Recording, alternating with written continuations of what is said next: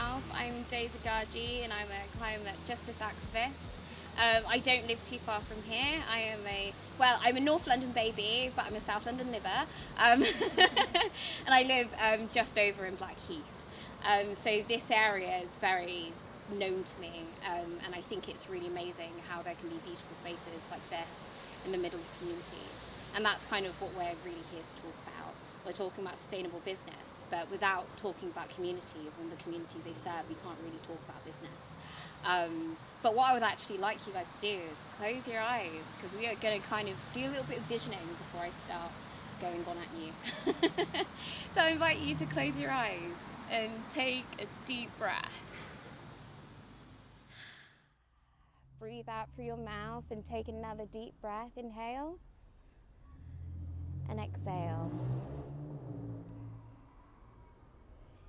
So I'd like you to go to a place in your city, in your community, that you can find tranquility within, and picture it, imagine it.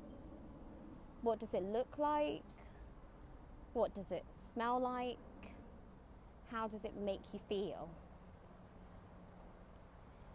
And I'd like you to take that now to your commercial high street. What does your high street look like? What parts do you love about your high street?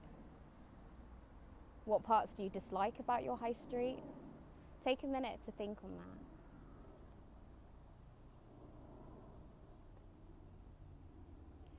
Take a minute to think about your local grocery store or moisturizer store or your favourite local store in your community.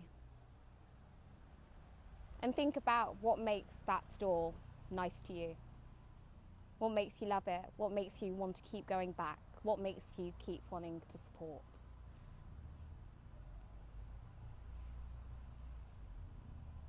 And then I'd like you to think about how you can support, but also how can you create the space for other people.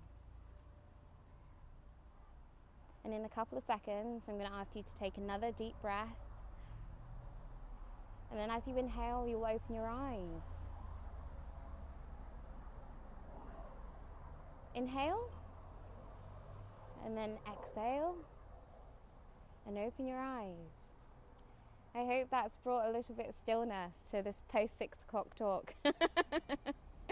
And I would like to actually start by talking about local business. This is something that I grew up in. My mum, she's a business owner. She owns a small restaurant in North London, and she went on this journey of sustainability with me. When she found out I was a climate activist, she thought I was a bit bonkers, because I was roaming around the group called Extinction Rebellion and gluing myself onto God knows what. And she recognised in me a couple months later that this wasn't just a phase for me. This was a real call to emergency and something that I feel like she wanted to take seriously. And when she started to look at her business, she started to realise, what can I do to aid what my daughter does? How can I create a space of sustainability? How can I create a space that actually practices what we preach? But in this, I think she really forgotten that she was already practicing a core part of what I preach, which is the coming together of community. There is something quite magical about owning a restaurant that sits in the middle of a very vibrant Afro-Caribbean community, where every Sunday after church, everyone comes in their best dress and have meals together and sees the beauty within our community and support each other through very difficult times, including the pandemic. And I think when we start thinking about what local communities and what local business means, we have to start thinking about the communities. And this kind of goes into the work that I do now. So I do some boring consultancy work alongside my very cool actions. But this consultancy work, it's necessary. It's basically getting corporations to understand the necessity of looking at the climate crisis as not just an issue of sustainability, but an issue of regeneration.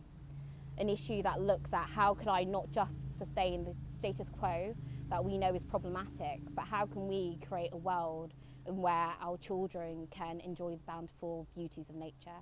How can we create a world where people aren't left behind during economic crisis? How can we create a world where we can come together and be one with each other? And I think this is the most important thing to talk about when we're talking about sustainable businesses. So I actually would like to have a show of hands to see how many business owners do we have, how many people see themselves as stakeholders of businesses.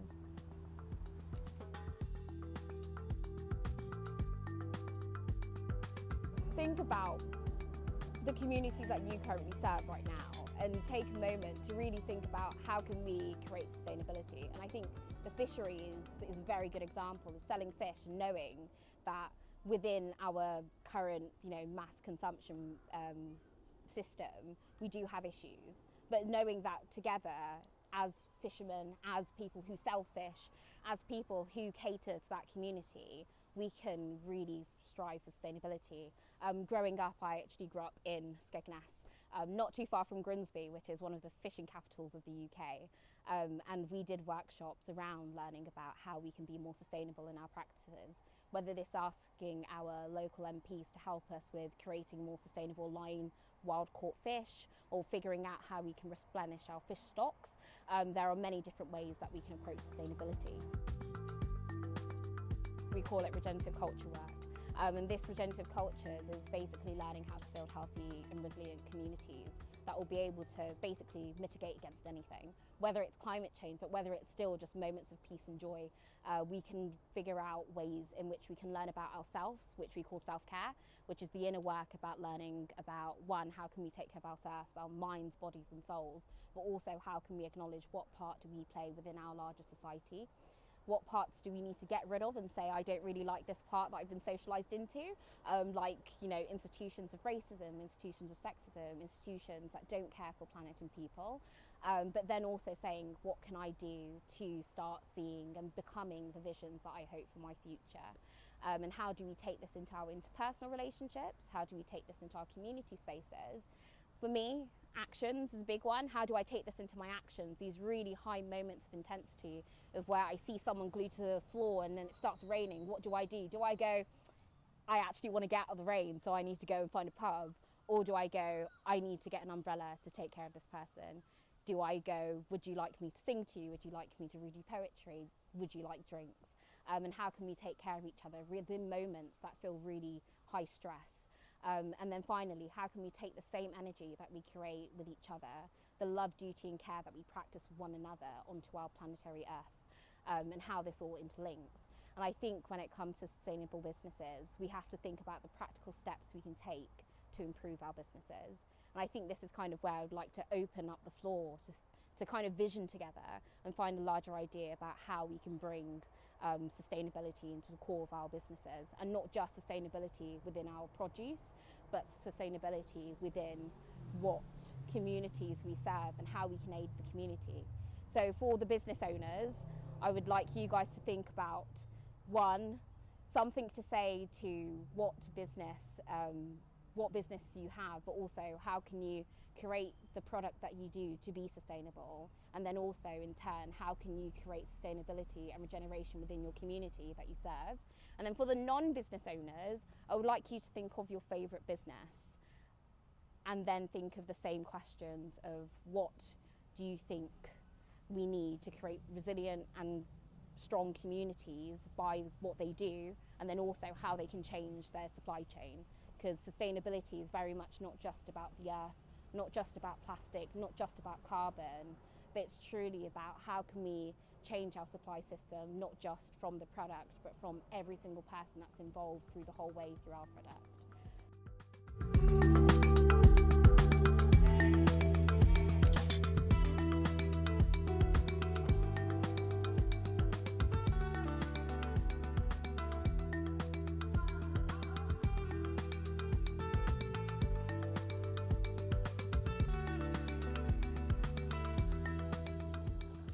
We just spoke about very practical steps in what we can do within our businesses, but also within the businesses we work within to create this. And I'll just go over it one more time before we bring it to an end and we can get some lovely poetry. So first, the golden nugget from your team was the sustainability as a priority, and understanding that having sustainability at the core of our business should be the new success. It shouldn't be how do we create vast amounts of profit like Amazon and big business, but it should be how do we create sustainability, how do we create a time of where us ourselves can continue to go on, but also our earth can continue to go on as well. Second was the children. Was how do we start to vision in a childlike manner? How do we see the world so clearly like children do? There is something to be said. In Indigenous groups, they talk about the inner child and nurturing the inner child throughout, whether that's, my inner child is getting on trees at Greenwich Park without the shame of anyone looking at me. There's many different ways we can learn how to nurture that very innocent side of us that sees the world sort of quite black and white, acknowledging the nuances, but acknowledging some stuff is just bullshit. And that's the truth. The third bit that I picked up was visioning, or this idea of how can we see things differently? How can we start looking at creating different metrics of success? How do we start getting, for example, grant funders to go, actually this place is sustainable and that's enough for us to fund. That's enough for us to say this is where our money should be going. Fourth was sacrifice. And I think that's very important, and that's something that in activism you learn quite early on. A lot of your work is done through sacrifice. It's sacrificing liberty in some sense, but it's also sacrificing the now for the later. And I think that kind of goes back to that long-term, short-term situation of understanding that maybe in the short term we would be disadvantaged, but in the long term we can create communities and spaces for not just this generation, but generations to come to be able to enjoy the earth like we have. Fifth would be knowledge sharing, which is so vital. I think a lot of my thoughts today is from being able to be around really amazing people who have amazing ideas and being able to trade with one another so we can make both our practices better. And then six is that adaptability. And I think COVID has taught us, especially small businesses, we have to be moving with the water, moving with the stream. And this is something we need to do for not just COVID, but for the larger crisis, which is the climate. So on that note, I'd like to thank all of you guys for being here with me, for being present, for having such amazing conversation. And I'm going to thank you guys in advance for the badass action you're going to take after leaving here. And on that note, we'll call it finishing. Thank you. Thank you. It's really nice to be here. I was just saying that this is the first gig I've done in the real world for like 18 months, so be gentle. That was easy, the easiest gig I've ever done. Thank you. And so I will do my best to project, but yeah, I'm a little out of practice. But it's good to be here, and I love sharing the work that I do around climate change. I'm a researcher, but I'm also a writer, and what I find is that researching and creating reports around climate change is quite inaccessible a lot of the time, and actually to write a poem about the very same thing has a completely different effect, and to write about something on an emotional level I think is a really powerful tool for activism. And so that is what I try and do, to kind of do these two things of, working in this kind of research social policy world, but also actually valuing as much, if not more, the kind of creative side of things, because that's when also you can reflect possibilities, but you can also create new possibilities. And that's what when we're talking about being visionary, a visionary, that's, I feel like, the role of the artist, the role of the writer. But the first poem I'm going to read is one that I wrote a few years ago. It's kind of to write a poem that only becomes more and more relevant on a ego level is I was there, but in every other way it's quite depressing, especially around climate change. But I wrote this poem that feels more and more relevant, which is called Home is a Hostile Lover, and in it I'm basically thinking about the different realities, taking real examples across the world of what it means to leave your home. When we are talking about when we're in a hostile environment, what does it mean to leave your home? Knowing where you're going to will have its own series of difficulties and struggles. And so I'm thinking about this from a kind of climate change, climate crisis perspective of what makes people leave their home. So this is called Home is a Hostile Lover. Remember when our delta waters were clean, how we washed our faces in rivers and chased fish with our bare hands. Remember, before Delta had its throat slit and bled its oily pipes into soil, when we hummed words into water and it would laugh and sing back. Noose. We are burning alive in this village. The oil pipes spew open like bowels and stain our homeland with curses. Our mouths have become coated in oil. Drops make liquid nooses round our necks and our words buried and left for remains. We will never speak the same again. Eaten. Look how obese the ocean has become. The waves ingest my fertile land vicious and devour my home to its bones. The ocean leaves its offcuts when sated, and I am left a half-lit emblem. Tell me, where does one turn to when their home becomes a hostile lover? Sinking. They're all sinking in the Mediterranean Sea. Our borders have become dense and long, and their ships have burst into splints. The sea is bloated with people's limbs. Their memories did not make it either. They're all sinking in the Mediterranean Sea. Watch how the bubbles float and pop. Funeral. Does my alarm clock wake me, or the nightmares? I often cannot tell. Both remind me of a lonely funeral. I share a room with strangers. We breathe in damp and each other's lungs. We are wheezers who will not complain. We are still sinking on dry land. Future. I work long to send money home, for they are sure of the future here. At home, everything is on quicksand, and so we speak in the present tense, for home is an exposed nerve waiting. I work long here, saving my money, hoping to send the future back home. Danger. You tell me to save the planet, to reduce my carbon footprint, buy local, to turn my lights off. My footprints are not wanted here. I buy, but you think I steal. I am afraid of what darkness might bring. You speak like I don't know danger. Thank you. Sorry, yeah, that's thank you. Thank you. And so now, this was me thinking globally, and this next poem is really thinking locally, and again, another thing of me trying to really bring what climate change means to people who really don't think about climate change, don't necessarily recognise climate change.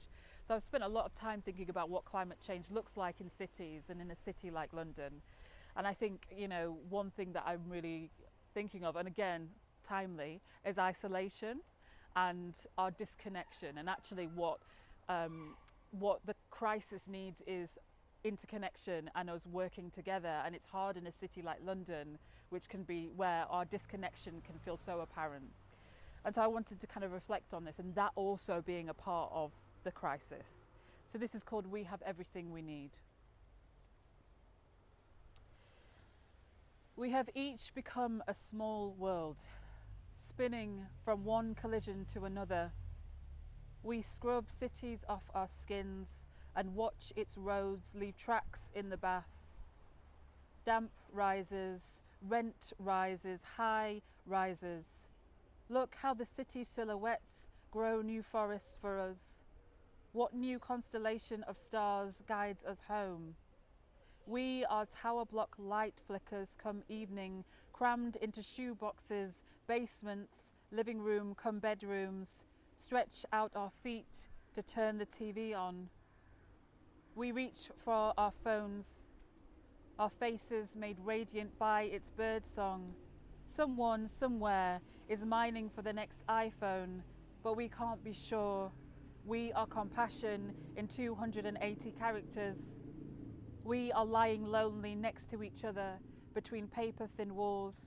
We know our neighbours' shouts and moans, an echo chamber of coughs and scrapes.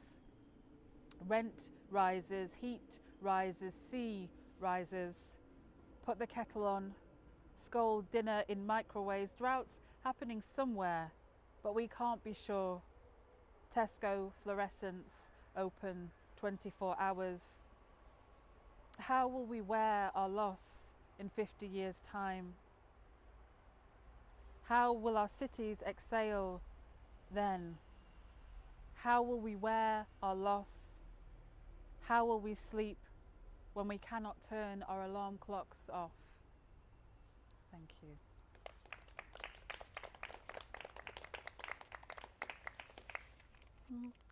So this next one, I'm really interested in the language that we use and also how language is evolving around the climate crisis, and the fact that we're now saying the climate crisis and climate breakdown, and to try and convey the urgency of the situation in a way that has felt quite passive until recent years, and now acknowledging and thinking about climate grief and the word solastalgia. I don't know if people have heard of the word solastalgia, but it's a homesickness towards a place that has been irreparably changed. So what is our relationship to a place after the flood, after the wildfire, and that grief that we've stood still but everything around us has changed, and that relationship that we had to that place that once was might never come back. And so I was thinking about that in this poem, which is called Solastalgia.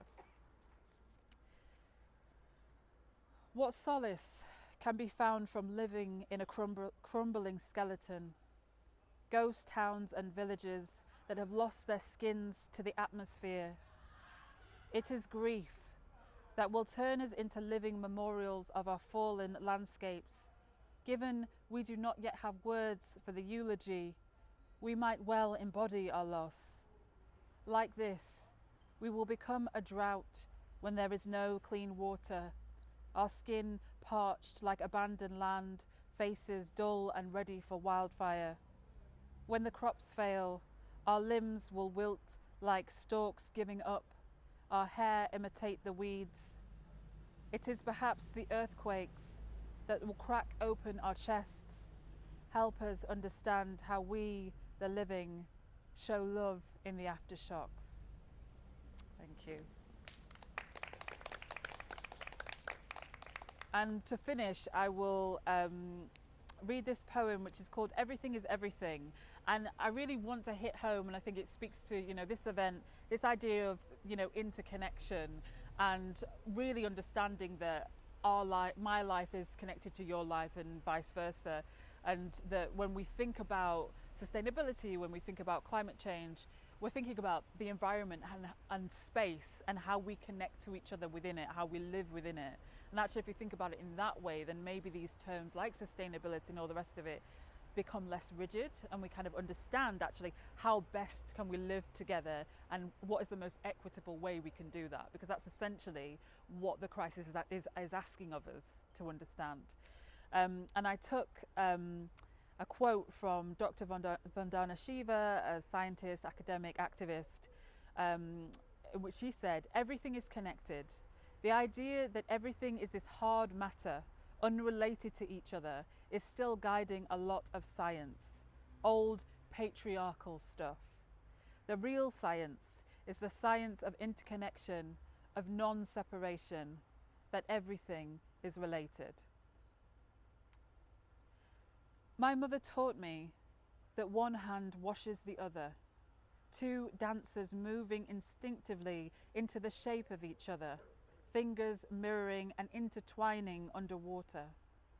So then, let us understand how we all move together, how a seed has to know the soil to become itself, the way many crops only ripen into bud when a bee seeks them.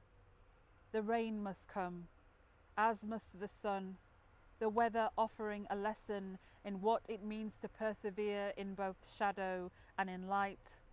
All this tended by a farmer's wisdom, learning just when to sow, rear, pluck.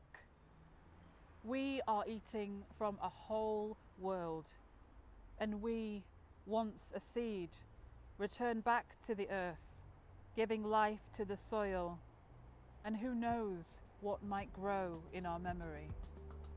Thank you very much.